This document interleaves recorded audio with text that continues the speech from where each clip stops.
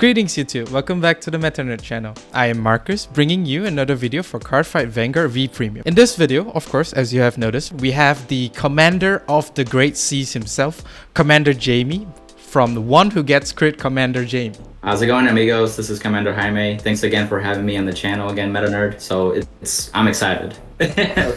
Commander, oh, Jaime, whoops. Yeah, if you could pronounce Jaime, that'd be great. It's like saying hi to the month of May.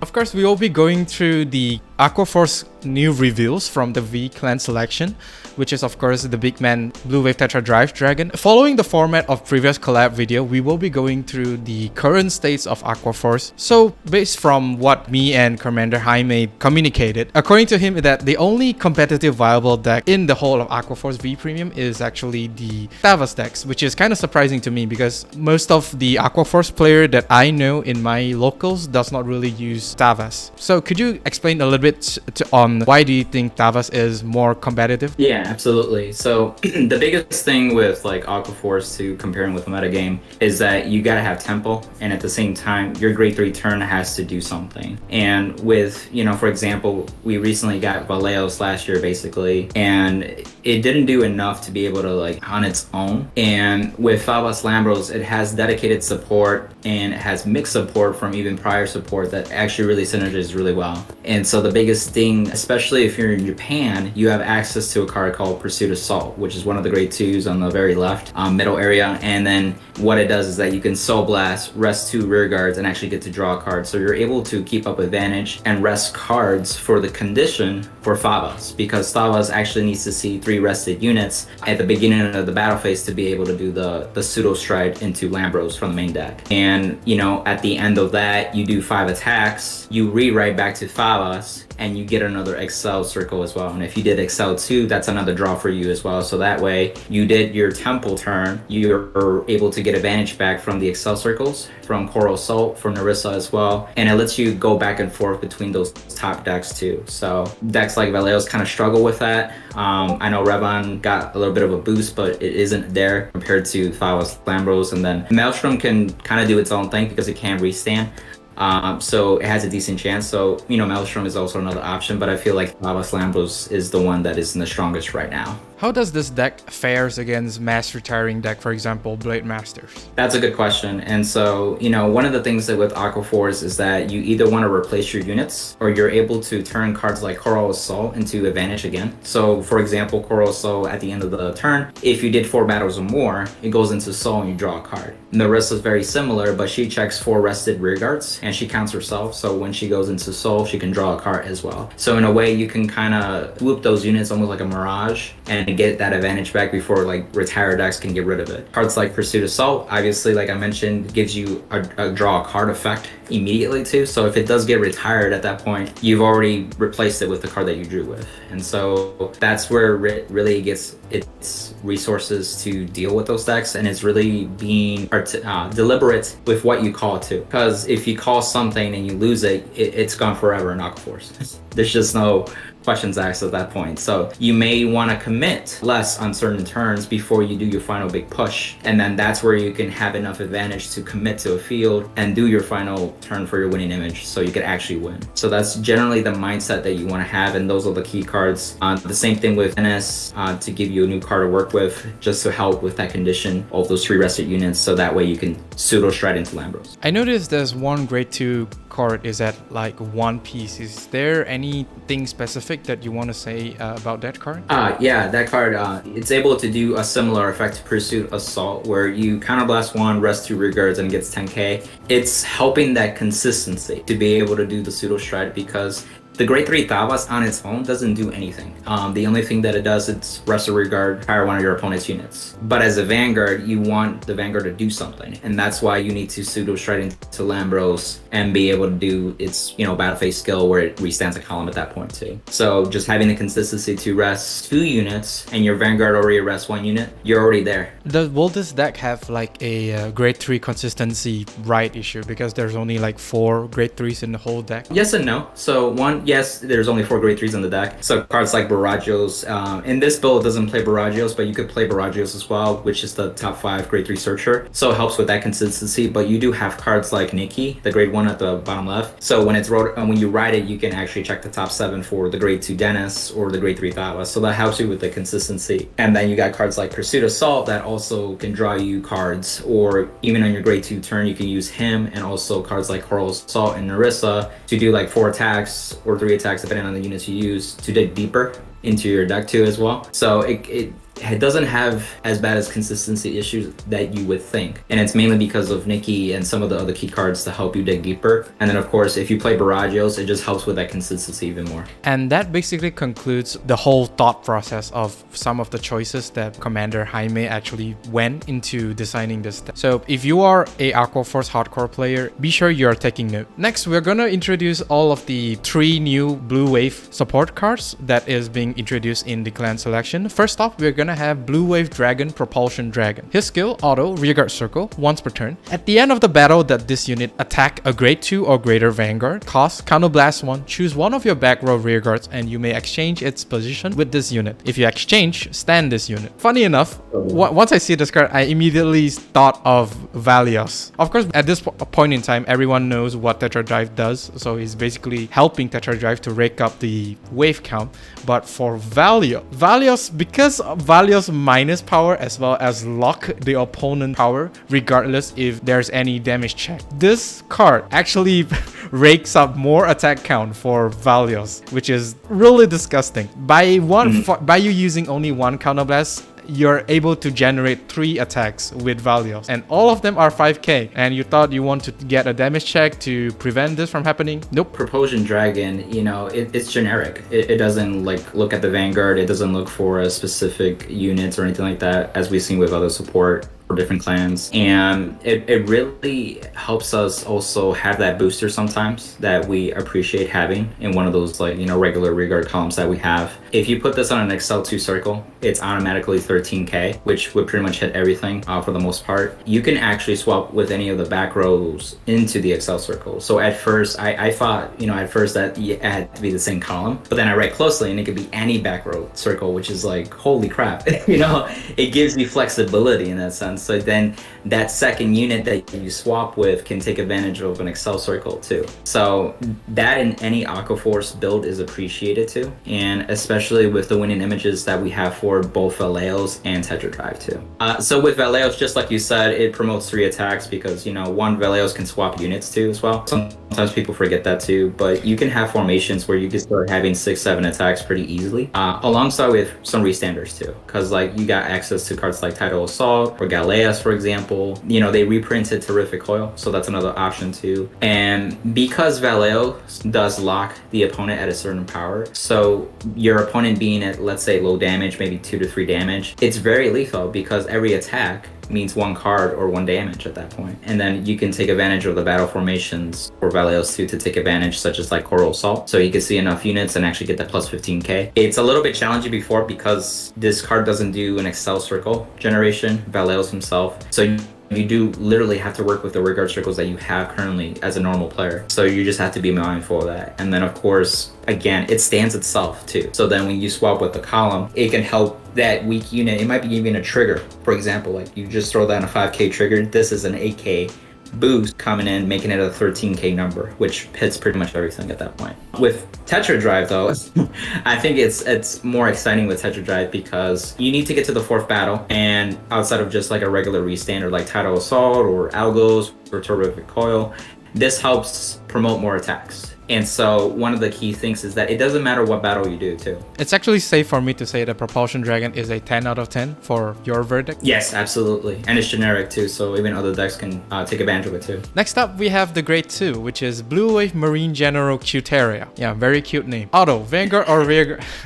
Auto, Vanguard or Rearguard Circle. When this unit attacks a Vanguard, Soul Blast 1. Choose one of your units, it gets 5k power until the end of turn. If this unit is on your Vanguard Circle and it's the 3rd battle of that turn or more, draw a card. Now, this card it's most probably going to be your main right target for, I think, almost all of Aqua Force deck except maybe Maelstrom, because the amount of value that this card actually gives is at the cost of 1 Soul Blast, you get to give 1 unit plus 5 and also draws you a card. And what this means is that since this unit has to be attacking for the 3rd battle, it means that you will have 2 attacks that already attack. So most likely your opponent is going to get a damage trigger. What are decks that actually appreciate this card other than Tetra-Drive? With LAOs, it can help with that too, because one of the biggest things is that, you know, with LAOs, you can reduce a Vanguard to 7k or 8k, but you also want to still make some numbers too. So, you know, magic numbers at that point become like, you know, 17k, 18k. When you get to those 5k, 10k thresholds, you start demanding more. With a card like this, it can help a regular grade 2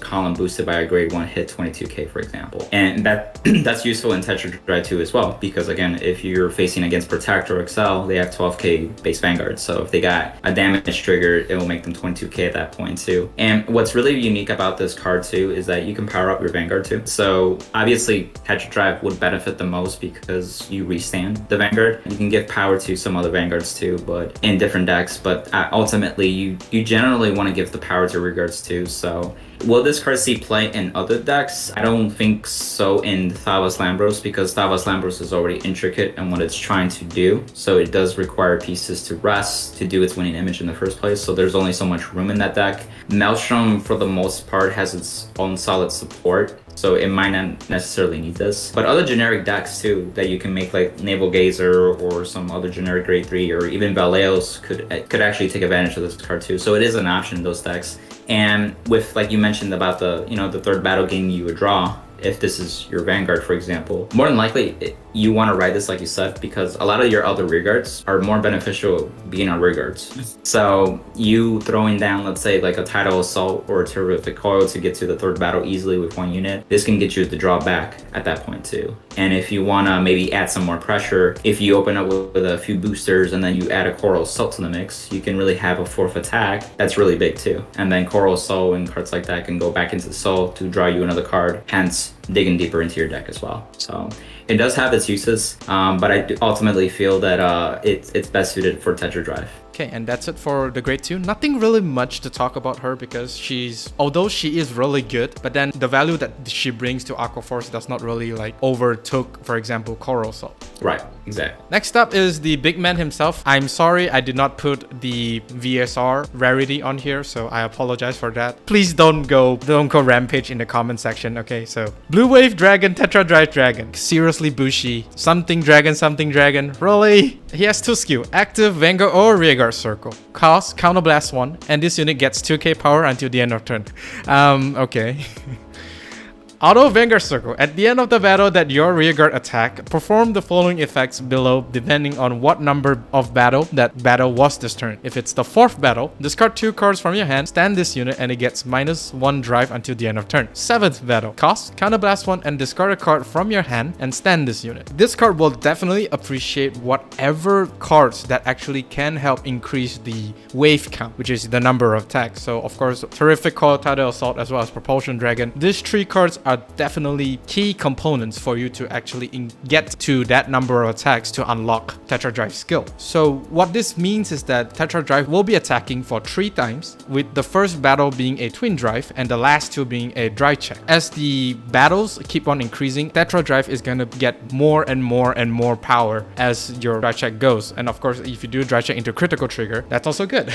Absolutely, yeah. But I think the community is raging really hard and basically crying about the first skill. Well, while I understand the first skill is kind of underwhelming, but then only now I've noticed that it's actually a Vanguard or Rearguard Circle skill. So this basically tells you that you might want to call Tetra-Drive to the Rearguard Circle and basically use the Counterblast to power up just to hit, for example, the opponent's Force Clan, which is at 13k base. Yeah, and if you really think about in hindsight, you know, Tetra-Drive is one of the units that do spend a Counterblast under one of the restands, so it's the last restand. The grade 2 doesn't use the Counterblast, it uses a Soul Blast 1, and then the grade 1 Propulsion Dragon, that's the only unit that actually uses the Counterblast mainly. So, you know, if you really think about it, you may be spending 1 or 2 Counterblasts per turn, and that's actually pretty moderate at that point, and so you can manage your resources pretty well without the need of a counter charge or 2. So that helps in that regard too. So if you want to take advantage of using this Counterblast just to give that 2k, not only it helps hitting 13k Vanguards by itself, but it makes it 14k. So now an 8k booster like Propulsion Dragon that swaps into place can make that a 22k column as well. so it can help with that too. So one of the things is that, the fourth battle requirement, you just discard 2 cards and you don't use any counterblast, you don't use any soul blast, which is pretty good actually. You do get a minus drive 1, so be mindful of that, because typically when you ride to grade 3 and you attack, you have twin drive, so you get 2 new cards that you work with, but then those 2 cards that you get, you immediately discard 2 cards, so you pretty much net 0 at that point, and then your next attack would only be 1 drive check at that point, so you in a sense overall lose 1 card advantage for an extra Vanguard attack. So, and you can see the Excel 2 circle kind of compensating for that too, but I also see it as like, we really need the Excel circle to like benefit an advantage instead of just like breaking even with already losing advantage too. You are trading aggression, and especially just like what Meta Nerd had mentioned, is that if you do get a critical trigger, it makes Tetra-Drive actually much more deadlier, and it makes a difference too. So if you do drive check 1, you're already at 22k base with plus critical. So now if you attack twice, even 1 drive check can push it to 32k on the last remaining attacks that it can do. So it can actually really demand a lot more guard from your opponent. I definitely recommend, cards like Tidal to be one of those units that could be flexible, because it also works first battle and it doesn't lose that power, but then the second a wave more, you can still use it to help you get to those numbers, even though it loses power 5k, but if you ultimately want to restand, it helps you there. Where Terrific Coil though is restricted to the first battle, so you just have to be mindful which one to use. Ideally, I would recommend use Terrific Coil in the first battle, and then Tidal has the flexibility of being used later on too as well. So if you don't have enough counterblast or you don't have the Propulsion Dragon, then both those cards can help you get there together as well. And that is all for the big man himself. I think a lot of Aquaforce players have been waiting for this card, even since the first clan selection. Absolutely. Okay, so of course right now we're gonna talk about the reprints. So everyone is really hyped for the Grade 3 Hue Guardians, as well as of course the reprints. So let's talk about the Hue Guardians first. Do you think all of the decks in Aquaforce is going to run this new Hue Guardian? I would say it just depends on the metagame that you're facing. It could be locally. So for example, the main thing with the Hue Guardians is one that, they strengthen your Vanguard, or they take away critical pressure from something, right? So if you're facing like Angel Feather, for example, a Hue Guardian would be super helpful if you're still on grade 2. But I feel like for the most part, this will still be used, because once you get past to that grade 3 count, I think you'll be in good shape, and you can also use this as potentially as a 10k booster too. So again, everything counts in Aquaforce, so if you can use this as a 10k booster, and not only that, you play Barragio. One, because it's a blue wave unit, but Barragios can actually search for this too. So at the same time, it helps you get cards that you need, and you can protect yourself much more consistent when you have those matchups too. So that benefit of being a grade 3 helps with that regard too as well. Next, we're gonna take a look on how Commander Jaime will be building Tetra-Drive based on whatever information we have, and also the existing card support that we have. And here is the sample deck list that he actually provided me, and I'm telling you, it is very refreshing to see the book in a deck again. As we can see here, you're able to get most of this stuff from the 2 clan selection, the previous one and of course this one, with the exception of the book as well as Tidal Salt as well as the promo. The rest you can pretty much get it straight away. So can you talk a little bit about what are the thought process that went into designing this deck? Absolutely, and the first thing I want to do is give credit where credit is due too. This is actually a deck list that my good friend, my good amigo Elias from Axis Vanguard actually tested with Cypher from Axis Vanguard as well. So they put this together really and enlightened me on how to actually play the book with Tetra-Drive, because if we remember back the Revon days, even book was used for Revon as well. And the biggest thing with Tetra-Drive is really those numbers, making them count. So not always you have all the key pieces to just hit those specific thresholds where you're hitting the Vanguard just barely, and also if you're 22k base, or if you can 23 against Force Vanguards, it's one of those constant issues that you have to keep thinking about when you're building Aquaforce. And so a card like Book actually helps with that. So if, for those that don't know, Book is basically Counter Blast 3, Soul Blast 3, draw 3 cards, and then give 3 units plus 10k. So that actually powers up your field, gives you cards to work with by, a counter blast tree, soul blast tree. So if you manage your resources, especially since we talked about, you know, using Propulsion Dragon and cards like Tidal Assault in tandem together, you should be able to resolve a book pretty easily in a game. And sometimes you may not use it right away, so it may not be on your first grade 3, right? So that's one of the reasons why this is at 2. So that way you can get a chance to see it by, you know, your next grade 3 turn, where that's where you probably have accumulated more counterblasts because your opponent's trying to, you know, kill you at that point. And if you reroll, you get another Excel circle and you have another soul to work with, and then you can really start building your field, resolve the book, and now your Vanguard and your other units are even bigger. And so you can really take advantage of that. So that's the whole purpose of the book, is to help mitigate that a little bit with the power up, and also the advantage you can get back to. Because if, you know, let's say you get to your final turn, but you don't have the cards in hand to actually commit to the board, you lose. You know, Aqua Force needs its key pieces. So if you have a book and you draw 3 cards and all of a sudden you get 1 or 2, 3 combo pieces, you're pretty much good to go at that point. With the rest of the deck too, one of the things that Zilli has pointed out, and I've used this card too before with a prior Blue Wave build, is a grade 2 promo called Hapolis, if that's how you pronounce his name. And what he does is that basically when your Vanguard attacks, you can retire this unit and give your Vanguard 10k for the whole turn. And then at that specific battle, if it does hit, you can actually draw a card at that point. So if you think about it, you're retiring one for a potential draw, but you are giving power to your Vanguard for the rest of the turn. That's super helpful for Tetra-Drive, because then at that point, each attack benefits from that plus 10k. And then if you combine this with another one,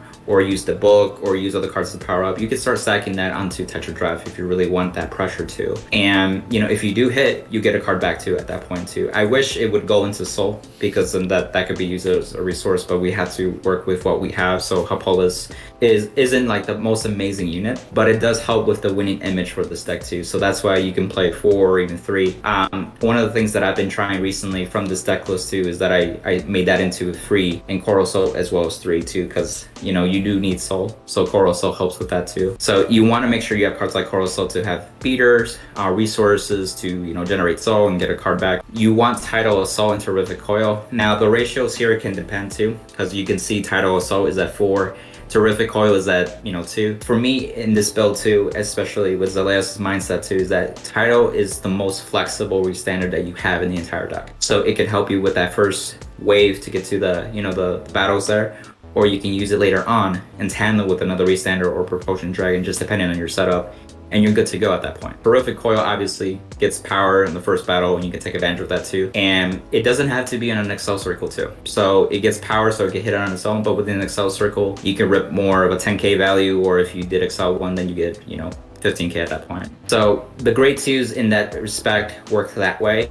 and Cuteria is there just to help with the 5k power up that you may need. So obviously you still want to play her, and 3 should be good enough. Like we said earlier, it's not really the most value card out of this 3 card set. If you see the grade 1s, it's pretty straightforward with the grade 1s, and I've seen a couple builds with other people too, and pretty much everybody's like 4, 4, 4. You see 4 Barragios, 1 because it has a blue wave fame, 2 because it can search your grade 3s, which is your heals, the book, and a Tetra-Drive. So all those grade 3s are good to have, so you want Barragios for sure. And it can become a 13k hitter or a booster. And again, just like I mentioned, if you have a 13k booster with a 9k, that makes 22k, so that helps with numbers too. So that's why that's still at 4. And then a card like Corvette, this is when the Vallejo set came out, and Corvette is really nice because it just gets 5k for having a blue wave Vanguard. So it's a 13k attacker or a booster every time at this point, for the most part, because pretty much a lot of the cards you have are blue wave, but ultimately once you ride to grade 3, you're always going to be a blue wave. And it has unhit pressure too, so where it attacks, if you do hit, you can check the top 3 for a blue wave. So that's another way for you to generate advantage, and you can get cards like Barragios, Tetra-Drive, Cuteria, and Propulsion Dragon. You know, those are the key cards that you want to see anyway, so it helps with that regard too. And it's an easy unit to also swap with Propulsion Dragon, because this grade 1 is 13k by its own. You do have your grade 2s, and obviously you could use Tetra-Drive as a rear guard, but if you have a grade 1 that can also hit Vanguard, that's even more appreciated too. So that's also why it's played at 4. And obviously Propulsion Dragon is key. So you want to play at 4 at that point too. So that's really the mindset behind this deck, is helping fixing those problems and being able to be effective too. And there's a couple other deck lists that you can try out too, but this is one of the ones that actually utilize book, for example. For players that do not have access to Tidal Assault as well as the promo, what are the options that you think they can play? They can play the Nicholas Algos engine. And so with Algos and Nicholas, is because Nicholas can search for Algos for checking the top 7. And it's a Vanguard circle and a Rearguard circle effect. So it's one way to get a +1, and you can filter through the deck too. So that makes your drive checks a little more bet layer too. So I definitely would recommend that. It seems like a really solid simple deck list. Now, of course, you can always copy this and try it out on yourself and make your necessary changes based on your own personal preference. Testing is always the key to success. Definitely recommend it. Tweak it to your metagame. And that is all for this video. Do let me know down in the comment section on what do you think of the new Aqua Force boss unit. And of course, some final words from me to Commander Jaime. Thank you very much for providing me with this opportunity to do a collaboration, and thank you very much. I know it's getting kind of late for you over there on your side. I apologize for that, but all in all, I do appreciate this chance of working together with you in this video. Yeah, you're very welcome, and I really appreciate you reaching out to even consider me as well. I like working with YouTube content creators for the community aspect too. I think if we all work together more often, I think it's just a greater benefit to the community and can really increase the quality of the content coming out overall too as well. So it was actually fun to have this chat about Aqua Force. I just love chatting about, Aqua Force, Grand Blue, Genesis, and other. He's Commander Jaime. And he's Meta Nerd. We'll see you all on the battlefield.